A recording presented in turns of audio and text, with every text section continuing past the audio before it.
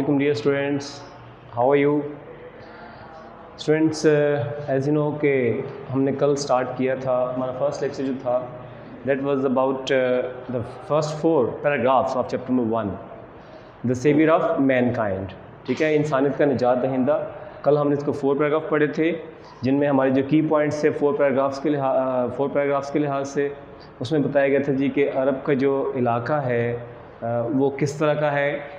ठीक है, फिर उसी में बताया गया कि इस अरब के ख़ित्ते में मक्का एक शहर है जो कि बहीरा अरब से बहीरा अहमर से 50 मील दूर है मक्का, और वहाँ पर आप सल्लल्लाहु अलैहि वसल्लम की पैदाइश हुई।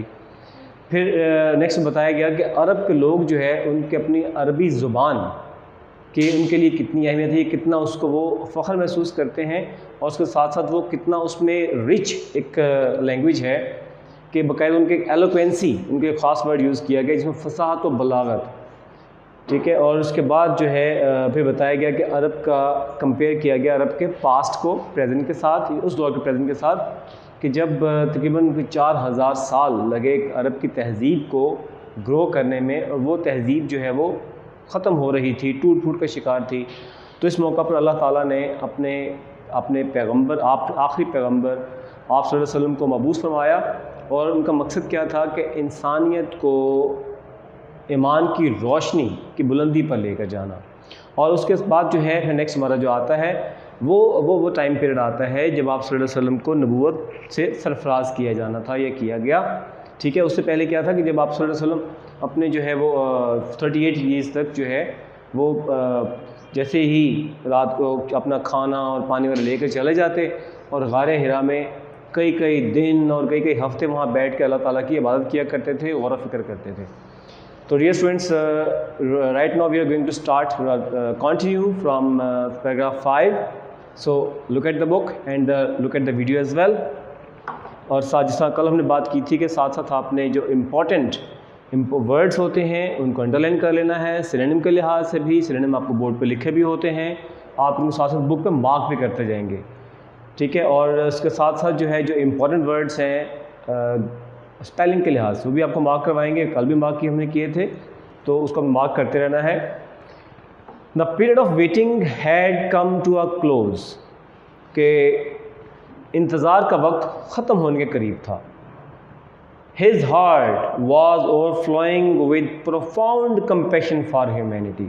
Overflowing, उछल रहा था, छलक रहा था, लबरेज था, भरा हुआ था। किससे? प्रोफाउंड, मतलब प्रोफाउंड होता है डीप या गहरी, और कंपैशन सिंपैथी, हमदर्दी। तो आप सल्लल्लाहु अलैहि वसल्लम का दिल इंसानियत की गहरी हमदर्दी से लबरेज था, भरा हुआ था, छलक रहा था। He had a pressing urge, pressing मतलब शदीद, बहुत ज़्यादा। urge, desire, बड़ा बहुत इंपॉर्टेंट वर्ड है urge। urge आपके वर्ड सेंटेंसेस के लिए बड़ा इंपॉर्टेंट है और सिनोनिम के लिए भी। तो आप सल्लल्लाहु अलैहि वसल्लम की शदीद ख्वाहिश थी, बहुत ज़्यादा ख्वाहिश थी टू इरेडिकेट। इरेडिकेट बेटा अगेन मार्क कर दीजिएगा स्पेलिंग के लिए भी। इरेडिकेट का मतलब होता है to wipe out, to finish, ख़त्म करना, जड़ से उखाड़ फेंकना। क्या? रॉन्ग बिलीव्स, गलत अकायद, सोशल इवल्स, समाजी बुराइयाँ, जिन्हें माशरे की बुराइयाँ भी कह सकते हैं, क्रूएलिटी,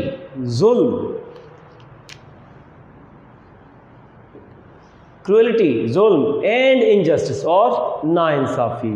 कि आप सल्लल्लाहु अलैहि वसल्लम की शदीद ख्वाहिश थी कि गलत अकायद, समाजी बुराइयों, जुल्म और नाइंसाफ़ी का ख़ात्मा किया जाए। The moment had arrived when he was to be bestowed with नबूवत। bestowed again important word है, मार्क कर लीजिएगा। bestowed होता है बेटा कॉन्फ्रेंस गिफ्ट। आपके जो पेपर में सिनोनिम आया हुआ है वो सिर्फ गिफ्ट भी आया हुआ है और कॉन्फ्रेंस गिफ्ट भी आया हुआ है। ठीक है बेटा, आपने इसको मार्क कर लेना है। अता करना, नवासना। के वो लम्हा आ चुका था जब आप सल्लल्लाहु अलैहि वसल्लम को नबूवत अता की जानी थी, नबूवत से सरफराज किया जाना था। One day when he was in the cave of Hira, जब आप एक रोज़ गारे हिरा में मौजूद थे, हज़रत जिब्रील, यहाँ बड़ा ब्रैकेट में गैब्रियल लिखा हुआ है, बेसिकली जो इंग्लिश लैंग्वेज में जिस हम हज़रत जिब्रील अलैहिस्सलाम कहते हैं तो उनको गैब्रियल का नाम देते हैं, इसलिए इस नाम से मुखातिब करते हैं उन्हें। तो हज़रत जिब्रील अलैहिस्सलाम came and conveyed to him, conveyed मतलब टू डिलीवर, पहुँचाना, conveyed to him the following message of Allah almighty, और हज़रत जिब्रील अलैहिस्सलाम आप सल्लल्लाहु अलैहि वसल्लम के पास आए और अल्लाह का ये पैगाम पहुँचाया। अब ये बेटा नेक्स्ट जो है जो आपको इटैलिक वर्ड्स नज़र आ रहे होंगे, ये बेसिकली तर्जुमा है, जो ऊपर आयत दी गई हैं उनका तर्जुमा है। बेटा ये बहुत ही इंपॉर्टेंट क्वेश्चन है आपको, एक्सरसाइज क्वेश्चन नंबर 6। कौन सा क्वेश्चन है ये? क्वेश्चन नंबर 6 है बेटा, और ये बोर्ड के लिहाज से बहुत इंपॉर्टेंट है। व्हाट वाज द फर्स्ट रिवीलेशन, कि पहली वही क्या थी। बेटा इसको आपने हूबहू वैसे ही इसमें याद करना है, कोई छोटी सी गलती भी ना हो। बेटा दो वजूहत हैं, एक तो ज़ाहिर है कि आपका ये आंसर है, आपको याद करना है, अच्छे याद करेंगे आपको मार्क्स फुल मिलेंगे। दूसरा, अगर याद करने में गलती हो गई तो बेटा चूँकि तर्जुमा है कुरानी आयत का, तो अगर गलत याद हो जाएगा तो उसका गुनाह अलग है, तो गुनाह भी होगा, उसको मार्क्स भी नहीं मिलेंगे। तो आपने इसका बहुत एहतियात करनी है।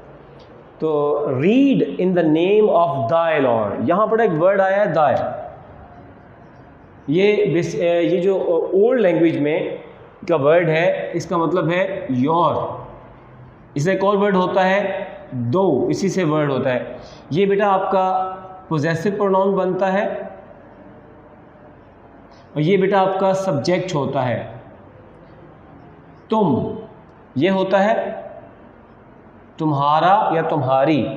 इससे एक और भी वर्ड बेटा होता है, उसे कहते हैं दी, THEE। इसका मतलब ये ऑब्जेक्ट होता है, इसका मतलब तुम्हें या तुम ही होता है, लेकिन ये मफूल के फॉर्म में, यानी कि ऑब्जेक्टिव फॉर्म में इसका यूज़ होता है। तो read in the name of thy Lord, पढ़ो अपने रब के नाम से।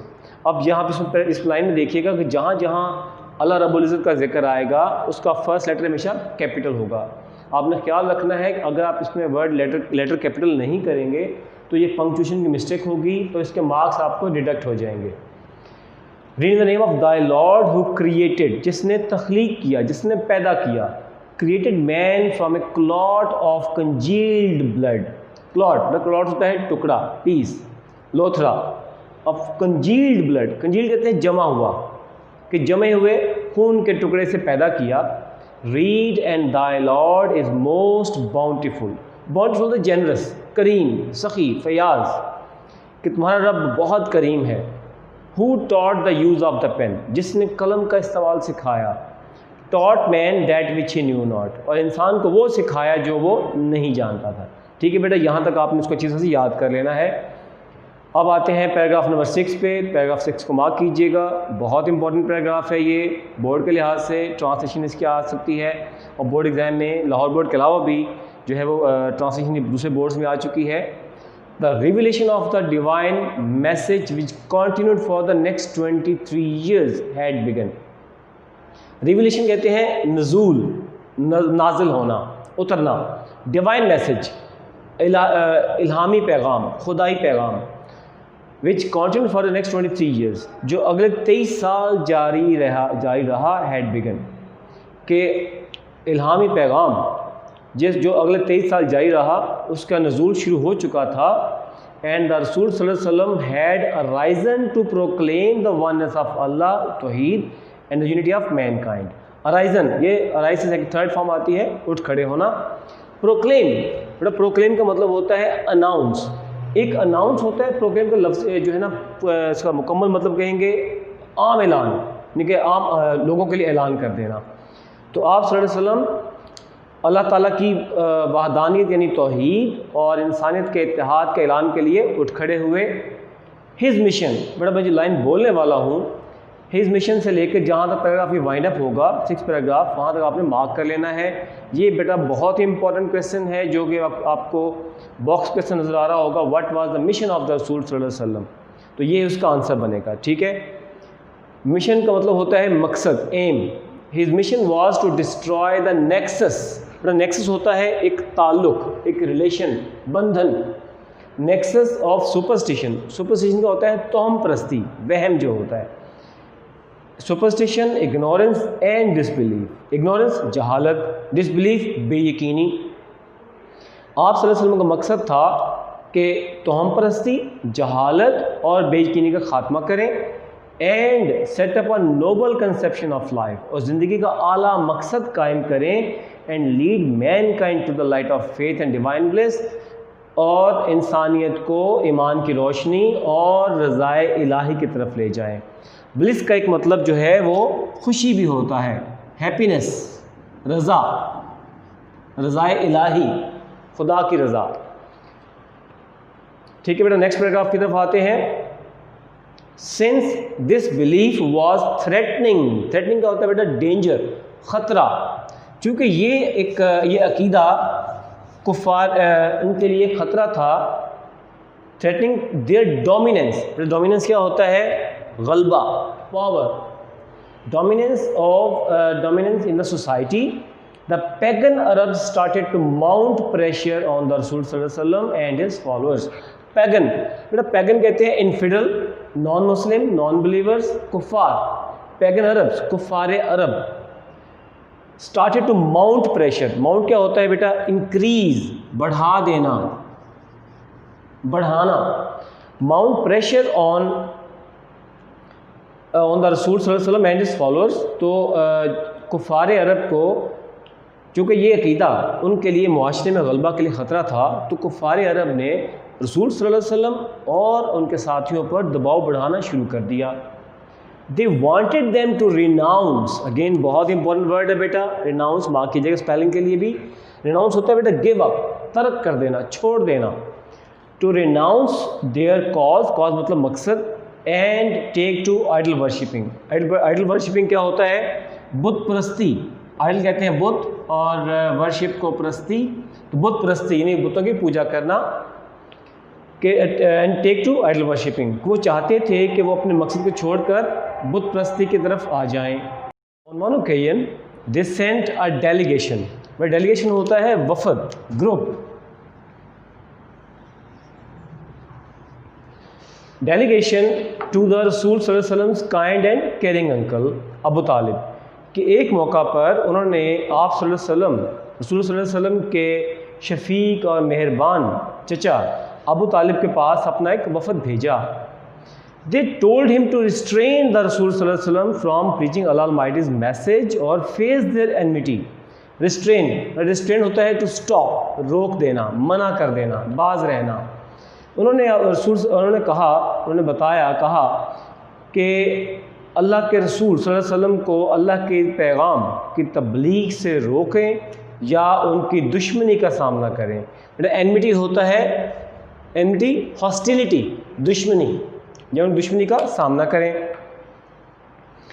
Finding himself in a dilemma, dilemma बहुत एक इंपॉर्टेंट वर्ड है, स्पेलिंग के लिए बहुत इंपॉर्टेंट है, बोर्ड एग्जाम में काफ़ी दफ़ा आ चुका है। और सबसे कन्फ्यूजन कब होता है? जब इसमें डबल एम आ जाता है, यही इसका कन्फ्यूजन है। ये की फैक्टर है इसका, इसको मार्क कीजिएगा। जैसे डायलेमा का मतलब होता है कन्फ्यूजन, परेशानी, शशोपंज। Dilemma, he sent for his nephew and explain to him the situation. अपने आप को परेशानी में या शशोपंज में पाते हुए उन्होंने अपने भतीजे को बुलाया और तमाम मामला उनके सामने रखा, तमाम मामले उनसे वजाहत की। द रसूल सल्लल्लाहु अलैहि वसल्लम responded him with these memorable words. Responded मतलब रिप्लाइड, जवाब दिया। तो रसूल सल्लल्लाहु अलैहि वसल्लम ने इन यादगार अल्फाज में जवाब दिया। मेमोरेबल, यादगार, हिस्टोरिकल के मानी में, तारीखी अल्फाज। My dear uncle, if they put the sun in my right hand and the moon in my left. मेरे प्यारे चचा, अगर वो मेरे दाएं हाथ पर सूरज और बाएं हाथ पर चांद रख दें, even then I shall not abandon the proclamation of oneness of Allah tauheed. तो मैं अबंडन बेटा क्या होता है? तर्क करना, जैसे हम पहले बात कर चुके हैं। रिनाउंस की मीनिंग भी आएगा तर्क करना, छोड़ देना। तो अगर मैं जो है मैं तब भी अल्लाह ताला के वहदानी दीन तौहीद का ऐलान करने से को तर्क नहीं करूँगा, कि ऐलान करने से, तबलीग करने से बाज नहीं आऊँगा। I shall set up the true faith upon the earth और पेरिश इन द अटेम्प्ट। बेटा पेरिश होता है फिनिश, डाई, मर जाना, ख़त्म हो जाना। तो आप सल्लल्लाहु अलैहि वसल्लम ने फरमाया कि मैं इस दुनिया में हकीकी ईमान कायम करूँगा या इस कोशिश में ख़त्म हो जाऊँगा। द रसूल, नेक्स्ट पैराग्राफ की तरफ आते हैं। द रसूल uncle was so impressed with his nephew's firm determination that he replied, बेटा firm होता है strong, मजबूत, पुख्ता, और determination बेटा क्या होता है? resolution, अज़्म, इरादा।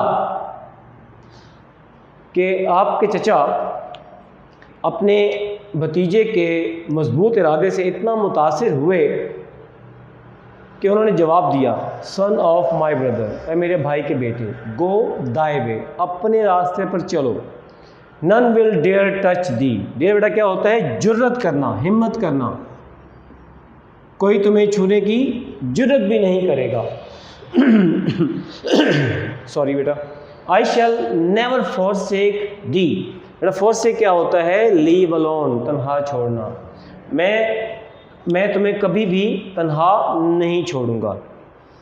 ठीक है बेटा, ये आज हम यहीं तक रखेंगे प्लस आज की रीडिंग, कल इंशाल्लाह इसको आगे कंटिन्यू करेंगे। यहाँ बेटा एक इम्पॉर्टेंट ग्रामर के एक पॉइंट है वो डिस्कस कर लें, जो आप पेपर में बड़ा इंपॉर्टेंट होता है बेटा। पेपर में अक्सर MCQ के फॉर्म में आता होता है। ये आपने देखा होगा कि बाज़ औक़ात टू के साथ वर्ब आता है। ठीक है बेटा, मसलन अभी जो है आपने अभी वर्ड पढ़े, हमारे 6 पैराग्राफ है, इसकी सेकंड लाइन में आपको वर्ड मिलेगा टू प्रोक्लेम। ठीक है, और भी आपको इसी तरह से आपको जो वर्ड जो है मिल जाएंगे अपने इसी लेसन में ही जो हमने आज रीडिंग की है। तो जहाँ पे देखिएगा, जहाँ पर टू के साथ वर्ब आएगा वहाँ हमेशा वर्ब की हम फर्स्ट फॉर्म यूज़ करेंगे। जब कभी ये सूरत हाल हो, टू के साथ वर्ब की फर्स्ट फॉर्म आ जाए, तो समझ जाएं कि वो है इन्फिनिटिव। क्या कहेंगे बेटा इसे? इन्फिनिटिव। ठीक है, जिसे उर्दू में हम मसदर कहते हैं। ठीक है बेटा, और एक बोर्ड एग्जाम में ये इसी तरह से एक क्वेश्चन आपको सेंटेंस जो दिया होता है, इसको अंडरलाइन किया होता है, टू प्लस वर्ब, जिससे आपको वर्ड सेंटेंस दे देगा, अंडरलाइन कर देगा टू प्रोक्लेम, तो आपको बताना है ये इन्फिनिटिव है बेटा। इसके अलावा आपके जो बोर्ड एग्जाम में क्वेश्चन आता है फॉर्म ऑफ वर्ब, वो भी आपका हेल्प करेगा कि वहाँ पर अगर इस तरह आ जाए कि सेंटेंस आए और साथ टू के बाद ब्लैंक दे देगा, तो समझ जाए कि वहाँ आपने वर्ब की फर्स्ट फॉर्म लगानी है। ठीक है बेटा, आज यहीं तक रखेंगे, जिसे हम कल बात की थी कि आपने सिनोनिम्स और इनके मीनिंग्स जो हैं वो याद कर लेने हैं, इनके स्पेलिंग के लिए वर्ड आपने याद कर लेने हैं, जो आपको ट्रांसलेशन में पड़ी है इसको प्रैक्टिस आपने करनी है, इसकी राइटिंग प्रैक्टिस करें, आपकी स्पीड भी अच्छी हो जाएगी। ठीक है बेटा, कल इंशाल्लाह हम आगे लेकर चलेंगे। बहुत शुक्रिया।